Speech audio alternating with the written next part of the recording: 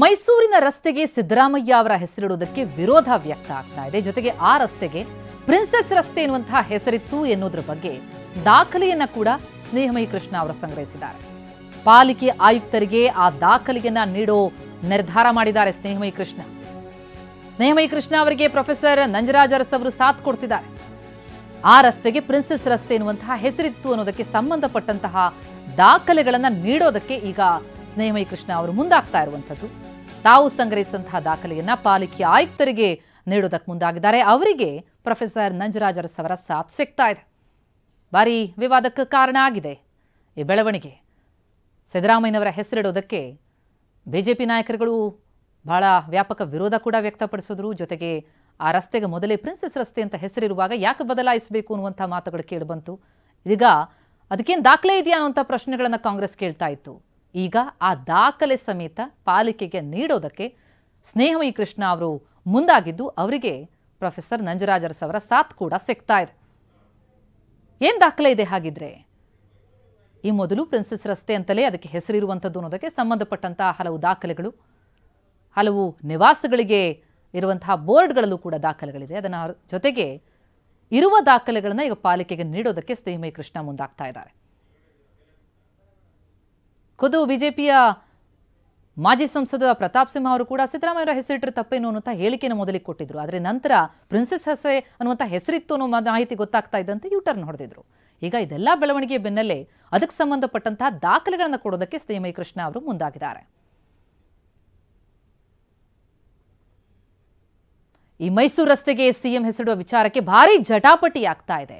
Princess ರಸ್ತೆ ದಾಖಲೆ ಇಲ್ಲ ಅನ್ನೋದು ಕೈ ಮುಖಂಡರ ವಾದ ಆಗಿತ್ತು. ಆದರೆ ಪ್ರಿನ್ಸೆಸ್ ರಸ್ತೆ ಅಂತ ಹೆಸರಿರುವಂತಹ ನಾಮಫಲಕ ಲಭ್ಯ ಇದೆ. ಯಾದವಗಿರಿ ರೈಲ್ವೆ ಬಡಾವಣೆಯ ಮನೆಗೆ ನಾಮಫಲಕ ಇದೆ. ಮನೆಯ ನೇಮ್ ಬೋರ್ಡ್ ಅದು. ಆ ಮನೆಯ ನೇಮ್ ಬೋರ್ಡ್ನಲ್ಲಿ ಪ್ರಿನ್ಸೆಸ್ ರಸ್ತೆ ಅಂತ ನಮೂದಾಗಿದೆ. ಇದು ಬಹಳ ಮಹತ್ವದ ದಾಖಲೆಯಾಗಿ ನಮ್ಮೆದುರಿಗಿರುವಂಥದ್ದು. ಮನೆ ಮಾಲೀಕರ ಹೆಸರಿನ ಜೊತೆ ಆ ರಸ್ತೆಯ ಉಲ್ಲೇಖ ಗಮನಿಸ್ತಾ ಇದ್ದೀವಿ. ಎಂ ಸುಬೋಧ್ ಕುಮಾರ್, ನೇತಾ ಗುಪ್ತಾ, ಅದರ ಕೆಳಗಡೆ ಗಮನಿಸ್ತೀವಿ ಅಡ್ರೆಸ್ ಅನ್ನು. ಅದರಲ್ಲಿ ಪ್ರಿನ್ಸೆಸ್ ರೋಡ್ ಅಂತ ದಾಖಲಾಗಿದೆ ನೋಡಿ. ಇವರೇ ನೆನ್ನೆ ಮೊನ್ನೆ ಬಂದಂಥವರಲ್ಲ ಈ ಏರಿಯಾಗೆ, ಸಾಕಷ್ಟು ವರ್ಷಗಳಿಂದ ಇಲ್ಲೇ ಇರುವಂಥವರು. ಅವರ ಮನೆಯ ಬೋರ್ಡ್ನಲ್ಲಿ ದಾಖಲಾಗಿರುವಂತಹ ಈ ಪ್ರಿನ್ಸೆಸ್ ರೋಡ್ ಎನ್ನುವಂತಹ ನಾಮಫಲಕ ಒಂದು ದೊಡ್ಡ ದಾಖಲೆಯಾಗಿ ನಮ್ಮೆದುರಿಗೆ ನಿಲ್ಲುತ್ತೆ. ಈ ರಸ್ತೆಗೆ ಪ್ರಿನ್ಸೆಸ್ ರಸ್ತೆ ಎನ್ನುವಂತಹ ಹೆಸರಿದೆ ಅನ್ನೋದಕ್ಕೆ.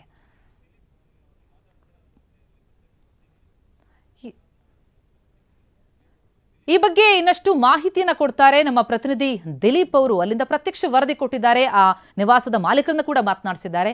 ಏನ್ ಹೇಳಿದ್ದಾರೆ ಕೇಳೋಣ ಬನ್ನಿ.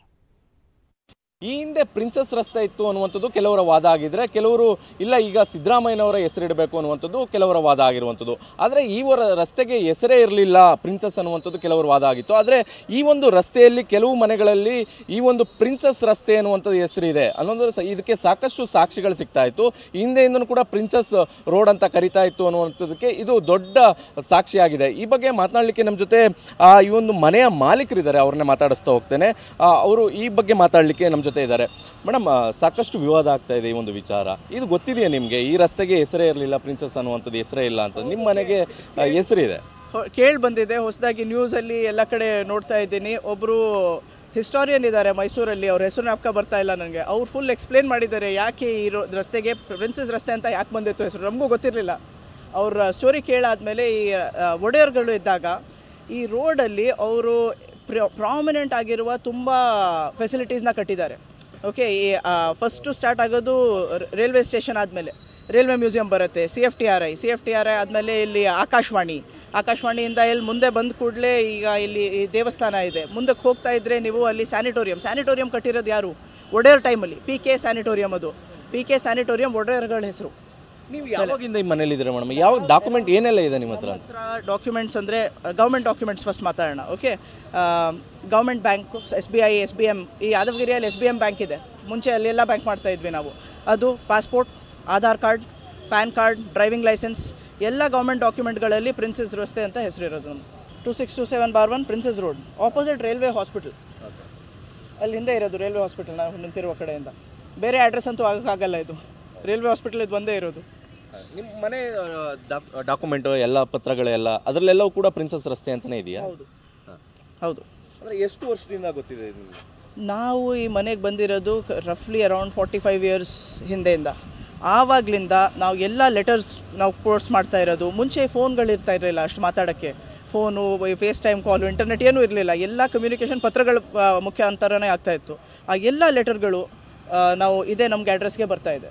ಇವಿಷ್ಟು ಮನೆ ಮಾಲೀಕರ ಮಾತುಗಳಾಗಿರುವಂಥದ್ದು. ಅಂದರೆ ಕಳೆದ 40-50 ವರ್ಷಗಳಿಂದ ಮನೆಯ ದಾಖಲಾತಿಗಳು ಇದೇ ಒಂದು ಹೆಸರಿನಲ್ಲಿದೆ, ಅಂದರೆ ಪ್ರಿನ್ಸಸ್ ರೋಡ್ ಅನ್ನುವಂಥ ಹೆಸರಿನಲ್ಲೇ ದಾಖಲಾತಿಗಳು ಇರುವಂಥದ್ದು ಅನ್ನುವಂಥ ಮಾಹಿತಿಯನ್ನು ಕೊಡ್ತಾ ಇರುವಂಥದ್ದು. ಕ್ಯಾಮರಾ ಪರ್ಸನ್ ರಘು ಜೊತೆ Dileep Chowdahalli, TV9 Mysuru. Yes, professor Nanjaraj Aras ಅವರು ಇದೇ ರಸ್ತೆ ಕುರಿತಾಗಿ ಮಾತನಾಡ್ತಿದ್ದಾರೆ, ಏನು ಹೇಳ್ತಿದ್ದಾರೆ ಕೇಳೋಣ. ಪ್ರತಿನಿಧಿಗಳು ಮಾಡಬೇಕು, ಸರ್ಕಾರಿ ಅಧಿಕಾರಿಗಳಲ್ಲ, ಅವ್ರಿಗೆ ಅಧಿಕಾರ ಇಲ್ಲ. ಅವರಿಗೆ ದಿನನಿತ್ಯದ ವ್ಯವಹಾರ ಮಾಡೋದು ಅಷ್ಟೇ ಕೆಲಸ.